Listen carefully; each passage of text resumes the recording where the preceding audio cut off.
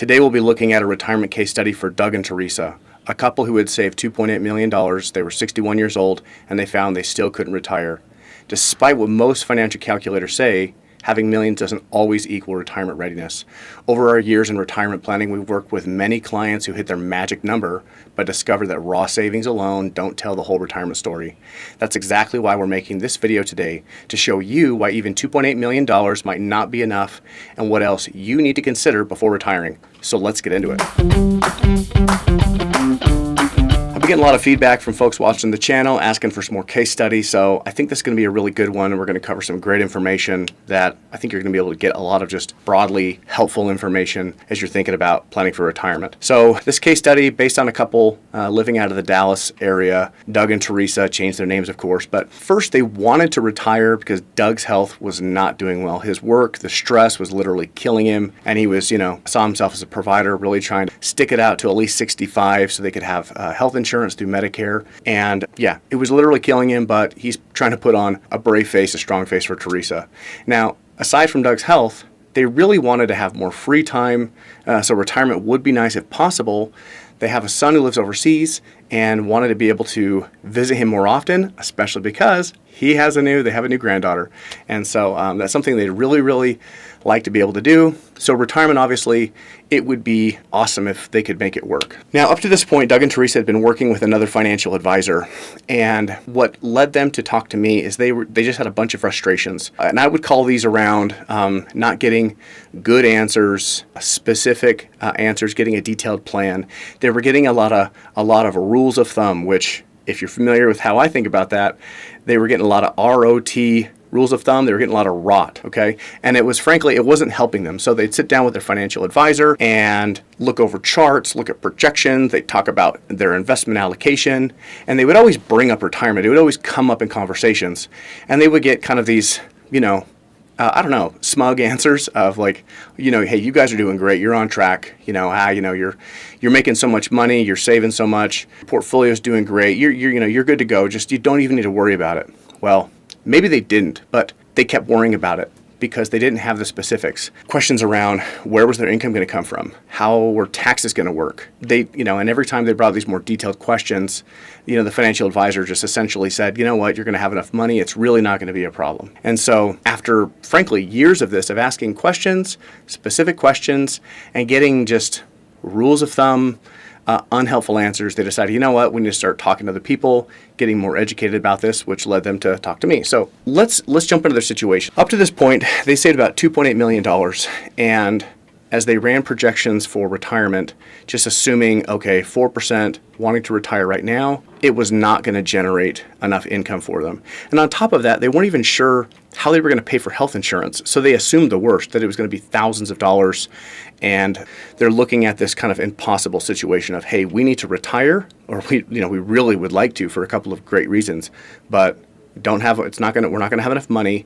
And second, how we're going to pay for health care. They even had questions about, Social Security, and their financial advisor. Let me tell you about some of the rules of thumb, some of the rot that they were getting in place of a real retirement plan. First of all, whenever they would ask about Social Security, they got the answer, hey, it's probably, the government, it's going to go bankrupt, so don't even plan on it. Let's just keep you saving, keep focus on your portfolio, make sure you just have enough saved. Because they weren't considering Social Security, it was holding them back, and they were going to have to keep working for years and years to have a large enough portfolio to make things work. Either that or take a lot more risk with their investments, or just, it wasn't working out. The next thing that they had was, I already talked about, the rot rules of thumb answers that they were getting from their financial advisor about their retirement plan. I'm going to go over them because I think it's really helpful to just kind of list these. So let's look at the ROT, the rot in Doug and Teresa's almost retirement plan. Number one, they were basing their planning off of the 4% rule. Now, looking at the 4% rule, they were not going to have enough. And basically what that means is pulling out 4% of your portfolio, it should be sustainable. But that amount from their $2.8 million portfolio, even though they had saved so much, it was not going to be enough income. It was not going to be enough. And on top of that, they didn't know how they're going to pay for healthcare. They assumed it would be expensive. That's what they've heard. And so, it just wasn't going to work. So this leads me to the second rule of thumb that was getting in the way, which was assuming they were going to work until age 65. Their financial advisor didn't even consider having them retire earlier because, well, you just work till you're 65, get on Medicare. But their health and their life situation, they really, really needed to figure something out. And so, this lack of curiosity to figure out different solutions to how to address this problem was completely holding them back. The other rule of thumb that was getting in the way was bad ideas about Social Security. When they'd ask about it, hey, are there ways that I can, what's the best way to claim it, or how does it work, and things like this, they would get answers like, it might go bankrupt, so let's just plan on it. Let's not even plan on it. Okay, well, when you don't plan for Social Security, it ends up impacting you today as far as when can you retire and all of your projections. So choosing to not include it was keeping Doug and Teresa locked in this kind of impossible financial situation. And finally, the last rule of thumb that was holding them back was part of the guidance they were getting is that they needed to take their age and have that amount of their portfolio invested in really low risk investments like bonds. And the problem with this is it did not address the number one risk that retirees face, which is inflation.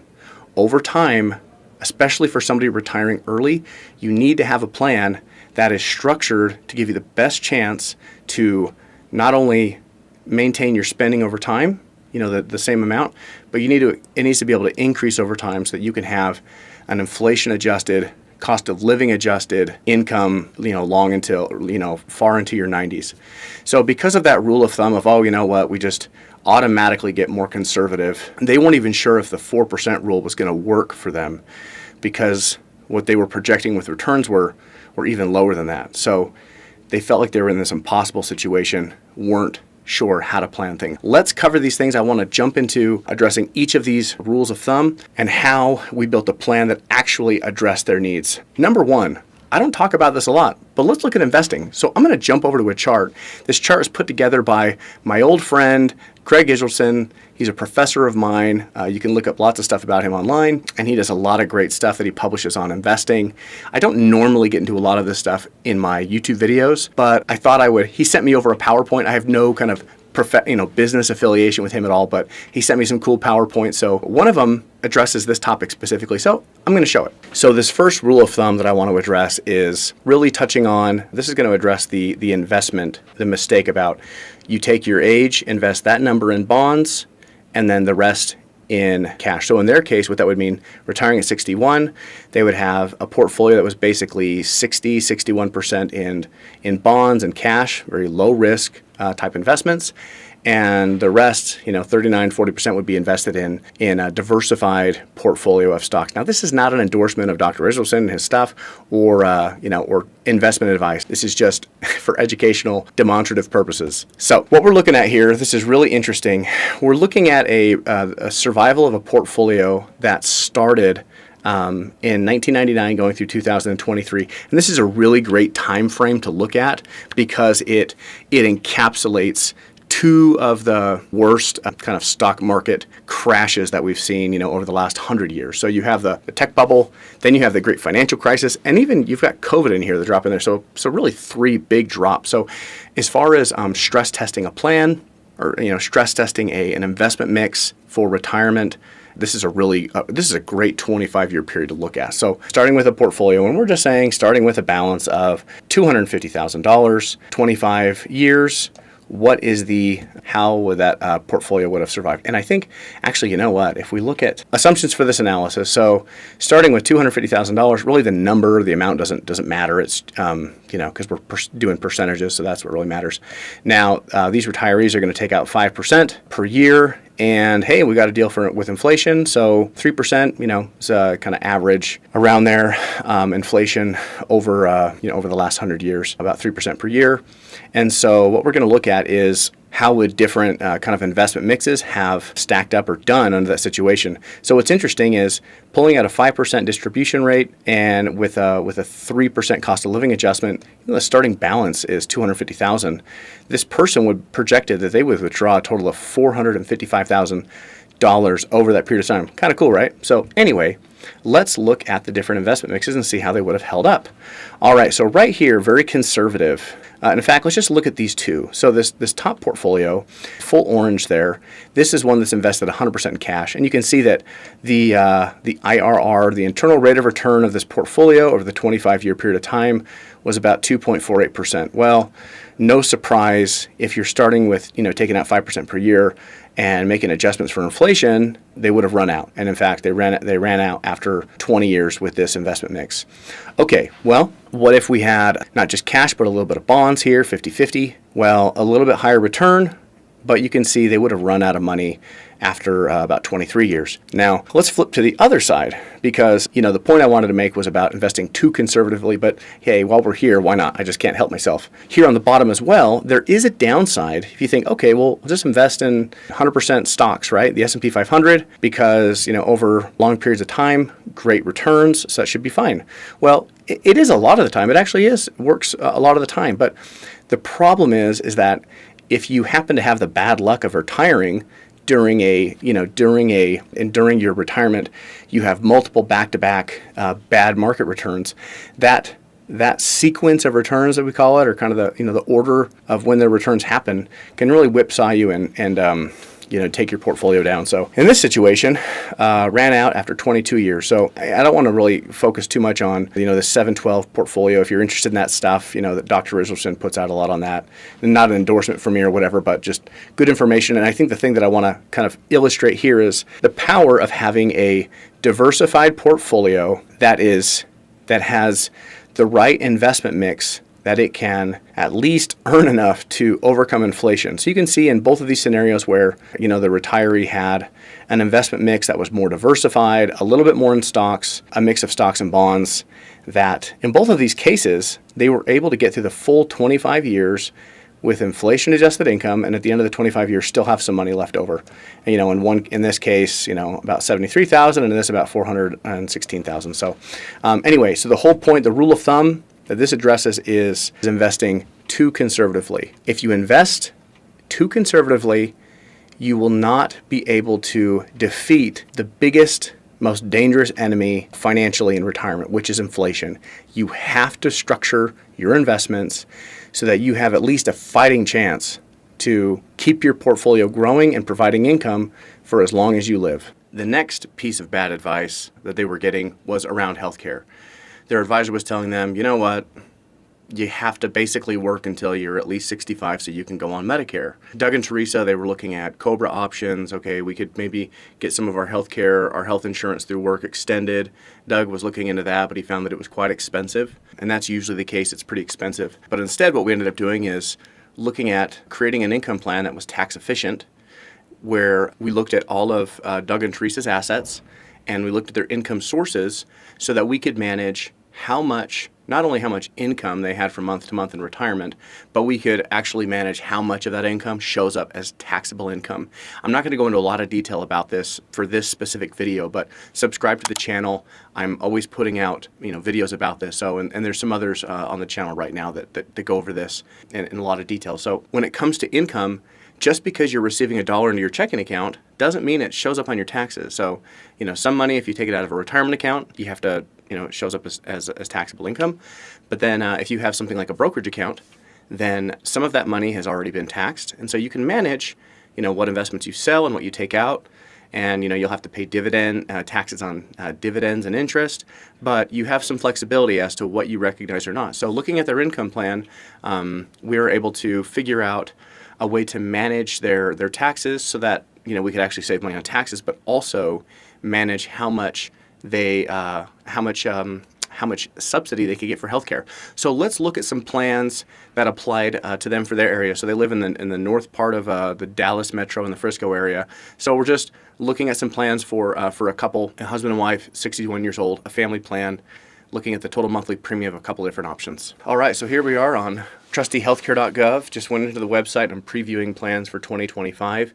So for this couple, what I entered in, you put in, your age, where you live, because plans are based off of your zip code. Certain insurance companies cover in one area and not another, that sort of thing. But then you're going to put in an estimate for your income for the year that you'll have the coverage, that you're retired. So with them, even though the amount of money they're going to have coming into their checking account from their income sources and from distributions from their portfolio is going to be much higher for purposes of taxes, we're going to manage it so that it's only going to show up to be about $55,000 a year of modified adjusted gross income. Now, with that amount of subsidy, you can see we are looking at what I'm doing is I'm comparing 3 separate healthcare plans that showed up. There were a lot more than this, but I just chose 3 gold plans.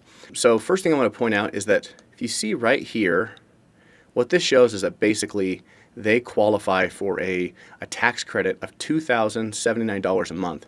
That means that for whatever healthcare plan that they choose out of the marketplace, that they're going to get, the government is going to cover $2,079 of that insurance, of the monthly premium. So now they go shopping and try and find, okay, what's the best one? So looking at some gold plans, they wanted to find some that had some, reasonable deductibles. So you can see here, plans here have deductibles, in the range of, $1,000 for a family limit, $545 for the individual. And the monthly premium estimated with that credit, so you can see with the 3 plans, we've got one over here on the far right for $293, the one in the center for $195 a month, and the one on the far left for $178 a month. Literally, this couple went from thinking, all right, we are going to have, thousands of dollars, looking at those plans, they cost over $2,000 a piece per month for them to have health care. And so they figured, well, we're just going to have to work until 65 or, within a year and a half of age 65 so that they could qualify for COBRA. And actually, I think in Texas, the laws there, COBRA is actually a little bit longer. But at any rate, that's what they figured because they were following just rule of thumb guidance. But looking at creating a structured income plan, we could do targeted tax planning to not only save taxes over time, but also help them find affordable health insurance to allow them to just, retire sooner. Let's move on to the next rule of thumb. Let's look at their income plan, and we're going to talk about Social Security, and we're going to talk about the 4% rule. Okay, so I'm going to talk about these 2 last rules of thumb together because they impact the plan in a similar way. So first, let's look at using the 4% rule as a guideline for how much you can pull out of your portfolio. Well, with that being the case, based on the $2.8 million they had saved, that would mean that they could take out about $112,000 a year, call that, about $9,300, $9,400 a month. And that just was not going to be enough income for them based off of what they wanted to do, based on the travel they were going to need to do. And so it just wasn't going to work. Now, what was the solution? Well, the only solution that they were aware of was just to keep working and keep investing, keep saving. And because of Doug's health, it just was not. They needed some other answers. They needed more options. So what we then did is looked at, okay, is there any way that we can structure an income plan that, first of all, it has to have a very, very, very high level of safety to where we have just a lot of confidence that this is going to provide inflation-adjusted income for the rest of their life. So first, we have to look at all of their resources, not just their investment portfolio, something their other advisor had never done. So turns out they did have a small rental. It only provided about $1,000 a month. And this never really came up into the conversation because, they'd never been asked. Second item that came up in the conversation but was dismissed was Social Security income. And I'll just put the brakes on right now and say that, sometimes when people are planning for retirement, they like to, when I'm working with people for the first time, often they'll say, hey, you know what, let's look at the plan and let's just not count on Social Security. Let's just assume it's not going to be there or something. And I'm happy to kind of entertain a scenario like that to see what it might look like. And if someone is incredibly concerned and they want to be kind of financially self-sufficient without any other financial resource, okay, that's fine. By choosing not to include Social Security or include other income sources, it's going to have a huge impact on when you can retire, how much income you can have. So what we did is we included those 2 items. We looked at the distribution rate and we included Social Security, and as well as including their rental income. And they went from being only able to spend, thinking they were going to have to continue to work because they were only going to be able to take out about $9,000 a month to having a lot more income. So let's go ahead and jump over and let's just look at the numbers and see what we learned. All right, so here we are looking at Doug and Teresa's situation, 61 years old with $2.8 million. First, let's get a breakdown of their assets. It'll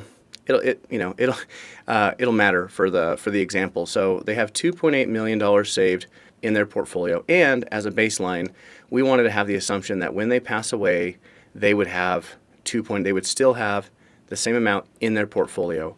And this just provides some safety in case they live longer than we're expecting, and also provides kind of a baseline for them to have something to pass on to their kids and grandkids. But then also if they end up needing to go into a long-term care facility, we're planning that there's going to be some money there for them to be able to tap into for those extra expenses if they happen. So, looking at the breakdown of their portfolio, you can see here that they have about $800,000 in a brokerage account. So this is an after-tax investment account. Some of this money has already been taxed. Some of it is capital gain, and so it'll be taxed when an investment is sold, and they'll have to recognize capital gains. But much of it is after tax, meaning it's already been taxed, meaning they can take money out of it, and it doesn't show up as income for taxes. And then each of them have about $1 million in an IRA. Okay, so now let's look at the breakdown. Before, they were looking at an income of about $9,000 a month. After we include everything, it really changes the scenario. First of all, when we include all of the other resources, it means, number one, they can take a larger distribution rate early in retirement. You say, oh, but we're violating the 4% rule. Well, this is what the issue is with that, is that if you map out all of your income sources, you use a resource-based approach and you map everything out first to see what is possible, you'll see that it's okay to have a higher distribution rate. You can take more money out of the portfolio in the early years because in the latter years, you're going to have another income source kick in, like Social Security, that will offset how much you need to take out. So maybe in the beginning years, you're taking out, 5, 6, 7, 8, 9, 10% of the portfolio, something like that, for example. But it's okay because later on in retirement, maybe you don't even need to draw on the portfolio, or you're only going to plan on taking out 1% or 2%, and it ends up working out really well. So with their income plan, just a quick breakdown, they went from thinking, that they would only have about $9,000 a month to being able to have a projected income of just over $17,000 a month. Now, when we factor in taxes and all that, it brings them to just under $17,000 net income that they could spend. Now, this is going to be more than they need. They weren't expecting this much income, but it's going to give them the flexibilities. They can travel overseas to visit their family, spend time with their grandchild or their new granddaughter, and really give Doug the confidence that, yeah, I really can retire because we're going to be okay.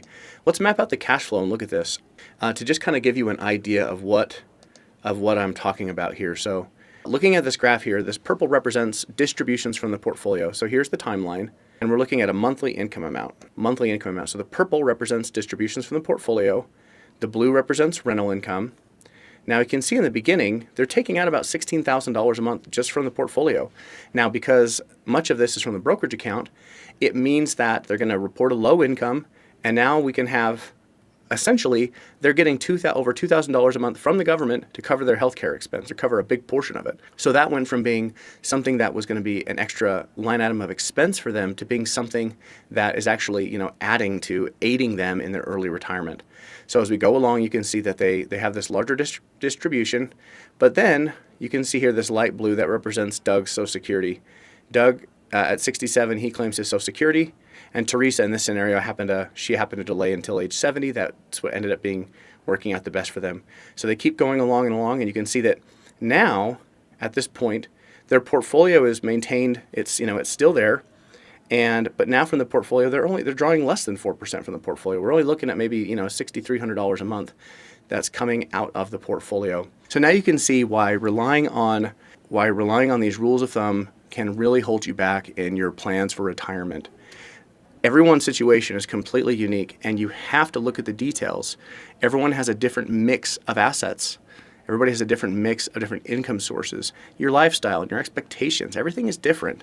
And so if you use a rule of thumb, it might be a decent way to get a conversation started, but that's really where it ends. It's just to get a conversation started, and then you have to go from there into detail. Because for Doug and Teresa, relying on rules of thumb would have had Doug working another 5 years or another 4 years at a minimum, and would have had them, putting his health at risk and really holding off doing the things that they wanted to do, doing the things that they really wanted to do.